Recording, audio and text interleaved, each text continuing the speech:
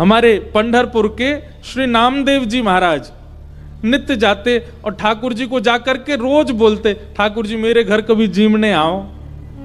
श्री विठ्ठल भगवान ऐसे खड़े रहते। नामदेव जी रोज जाते, बोले मेरी मैया इतना बढ़िया प्रसाद बनाती है, ठाकुर जी जीमने आओ।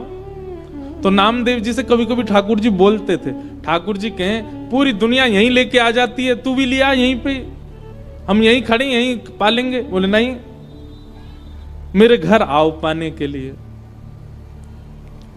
तो ठाकुर जी बोले मैं तेरे घर पाने जाऊंगा तो यहां पे कौन खड़ा होगा मेरी जगह, लाखों लोग दर्शन करने आते हैं। नामदेव जी बोले आप भगवान हो, सर्वसमर्थ हो, कोई व्यवस्था कर लो अपनी। भगवान बोले ठीक है कर ली हमने व्यवस्था। बोले क्या व्यवस्था? बोले मैं तेरे घर जाऊंगा पाने, तू मेरी जगह खड़ा हो जा। नामदेव जी बोले ये कैसे हो सकता है? भगवान बोले सब हो जाएगा, बस आज एक काम करियो, रात्रि में जैसी शयन आरती हो, शयन आरती के बाद छुप जाइयो पीछे आके, देखो ठाकुर जी की लीला।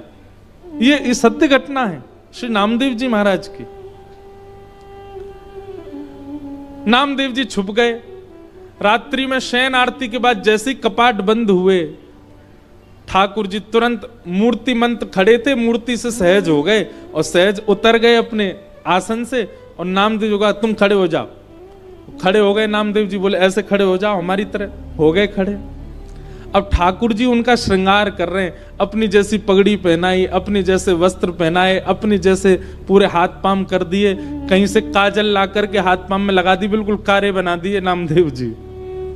और नामदेव अब हम जा रहे हैं तुम्हारे घर प्रसाद पाने, 2-4 घंटा में मंगला आरती होगी, खड़े रहना यहीं पे। और सुनो 2-4 बातों का ध्यान रखना। क्या? ये सुबह सुबह पुजारी आकर के तुमको ठंडे ठंडे पानी से नवाएंगे, ठिठर मत जाना।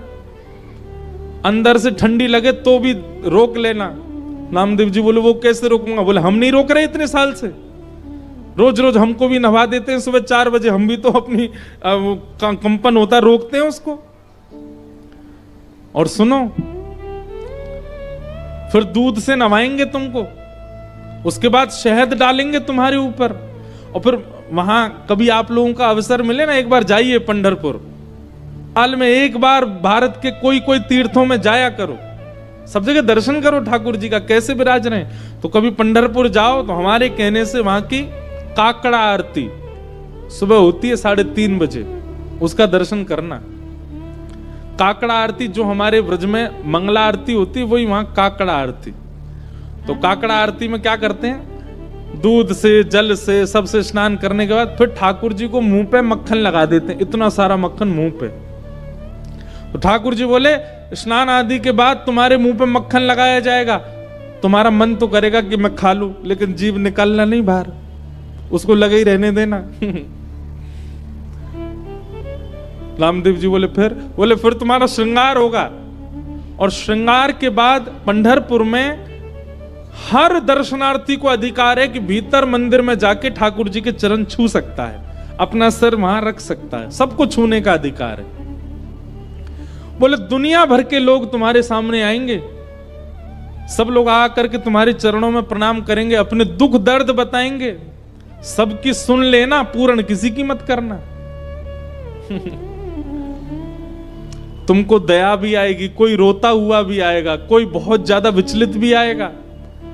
नामदेव जी बोले क्यों पूरा नहीं करूं? वो सबका विधान बना हुआ है, वो सब काम हमारे लिए छोड़ दो, किसको क्या देना क्या नहीं देना। तुम बस कहीं ऐसा नहीं कि यहाँ खड़े होके कोई रोता हुआ आया उसके आंसू पोंछने लग जाओ, कहीं तुम जरा भी हिल गए तो पुजारी पंडा बहुत मारेंगे, सब कहेंगे कहां गए हमारे ठाकुर जी, कौन खड़ा हो गया आके।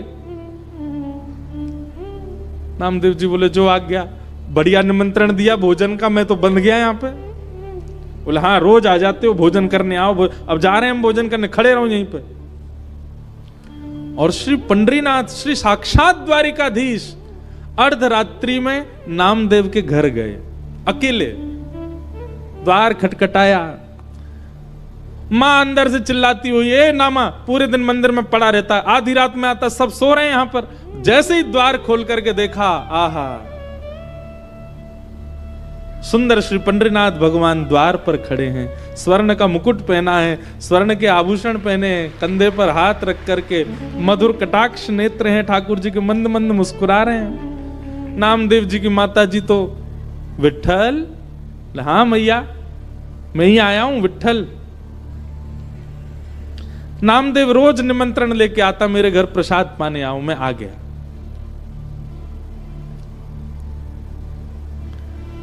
नामदेव जी की माता जी ने चूल्हा रात में चेताया, खूब बढ़िया बढ़िया प्रसाद बना करके ठाकुर जी को अपने हाथ से पवाया। इतने में घंटे घड़ियाल बजने लगे, 3:30-4 बज गए, सुबह के मंगला आरती का समय हुआ। ठाकुर जी ने कहा मैया जल्दी करो। बोले क्या हो गया? अब आपको मंगला में जाना है? बोले मंगला में अब मैं तो व्यवस्था करके आया हूं वहां पे, लेकिन मुझे आज तक तो मैं दर्शन देता था काकड़ा आरती में, मंगला आरती में, आज मैं दर्शन करने जाऊंगा। मैया बोली क्या करूं? बोले काली सॉल लेके आओ। और मैया सॉल लेके आई। ठाकुर जी ने अपने मुकुट उकुट उतार करके, आभूषण उतार करके, और काली सॉल में बढ़िया स्वयं को लपेट लिया, किसी को पहचान में नहीं आवे। कारे कारे तो ठाकुर जी हैं, काली सॉल और ओढ़ ली। अब तो निकल पड़े, दौड़ के जा रहे हैं देखने के लिए नामदेव कैसा लग रहा है मेरे स्थान पर खड़ा होके। दर्शनार्थी लाइन लगा करके खड़े थे, उन्हीं में ठाकुर जी खड़े हैं और दूर से ही निहार रहे हैं। नामदेव जी चुपचाप नेत्र बंद करके, हाथ बिल्कुल कमर पर, जैसे पंडरीनाथ भगवान खड़े होते हैं बिल्कुल वैसे ही खड़े हैं। और ठाकुर जी दूर से ही देख करके नामदेव की बलियां ले रहे हैं। आहा मेरो नामा कितना अच्छा लग रहा है। गर्भगृह में जैसे ही ठाकुर जी पहुंचे, ठाकुर जी के आते ही नामदेव जी को पता चल गया कि ठाकुर जी आए हैं। सो नामदेव जी मन में सोचे सब प्रणाम कर रहे हैं कि ठाकुर जी प्रणाम नहीं कर ले मुझको, मैं कैसे रोक पाऊंगा, ठाकुर जी प्रणाम कर रहे हैं। ठाकुर जी गए, नामदेव जी को देखा, नामदेव जी को देख करके जैसे ही नीचे सर झुकाया, नामदेव जी के नेत्रों से आंसू गिरने लगे। नाथ ही कैसी लीला कर रहे हो आप? बलैया लेने लगे। अद्भुत हैं बंधुओं ठाकुर जी। ठाकुर जी जैसा प्रेम कौन कर सकता है? अपने भक्त को अपने स्थान पर खड़े होकर उसके दर्शन करने आए हैं।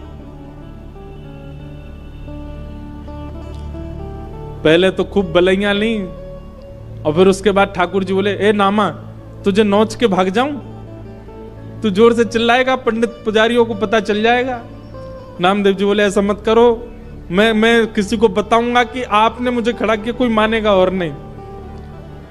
ठाकुर जी चिढ़ा रहे हैं नामदेव जी को, नामदेव जी घबरा रहे हैं। ऐसी लीला, इसको कहते हैं रास। क्या कहते हैं? रास।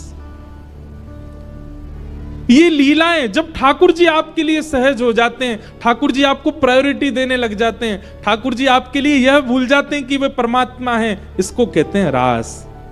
रास का मतलब नाचना नहीं होता। रास का मतलब इन गोपियों के लिए ठाकुर जी सहज हो गए, इन गोपियों के लिए ठाकुर जी ने अपना परमात्म भेष त्याग दिया, इन गोपियों के लिए ठाकुर जी सरल बन गए, दीन बन गए, इसीलिए उसको रास बिहार कहा। और वृंदावन में रास नहीं किया ठाकुर जी ने, महारास किया। महारास मतलब आज तक ठाकुर जी महारास बिहारी हैं।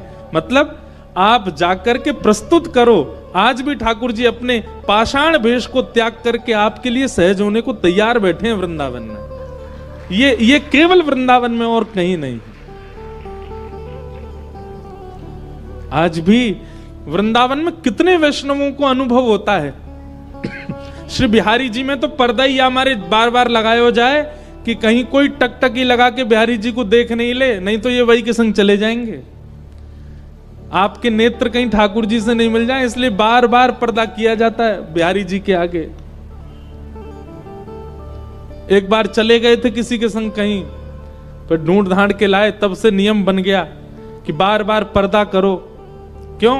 क्योंकि बिहारी जी ने कोई से नैन मिला लिए, सो कैसो भी आदमी हो बाकी संगी चले जाएंगे। बताओ कितने भोले ठाकुर जी हैं, किसी के संग जाने के लिए तैयार तत्पर बैठे। इसी को रास बिहार कहते हैं। आप कभी उस भाव से वृंदावन जाओ कि आपको सामने पाषाण एक ही मुद्रा में ठाकुर जी ना दिखें, कभी उस भाव से जाओ कि साक्षात श्री ठाकुर जी आपको अनेक मुद्राओं में दिखाई दें, आपको बोलते हुए दिखाई दें, आपके आगे कोई लीला करते हुए दिखाई दें, तब समझो हाँ अब मेरे संग रास हुआ। अभी हम रस में हैं, हमें रास में जाना है, और रास में जाने के लिए हमें अपना निर्माण करना पड़ेगा, अपनी मन बुद्धि और विचारों को वैसा करना पड़ेगा जिससे श्री कृष्ण रास करें।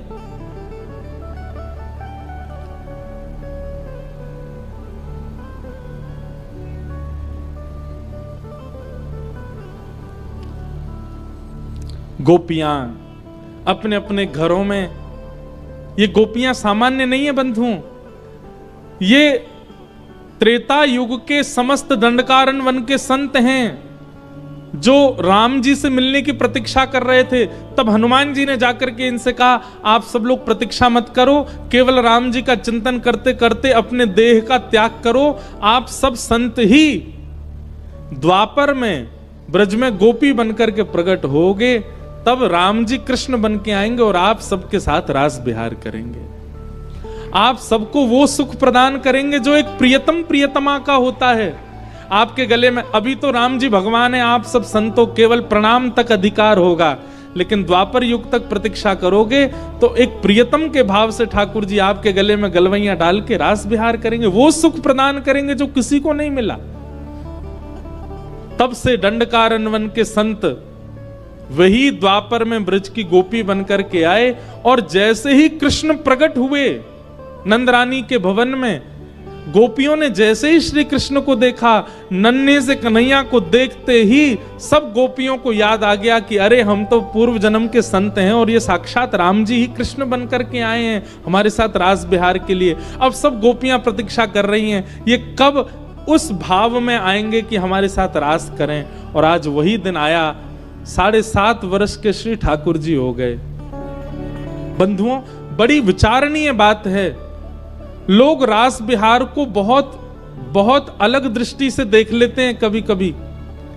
मैं उन लोगों से प्रार्थना करना चाहता हूं, ठाकुर जी की आयु 7.5 वर्ष की है और ठाकुर जी के साथ रास करने वाली गोपियों की आयु 80 वर्ष की, 90 वर्ष की, 100 वर्ष की। अरे 100 वर्ष से लेके 6 वर्ष तक की गोपियां हैं ठाकुर जी के साथ रास विहार में।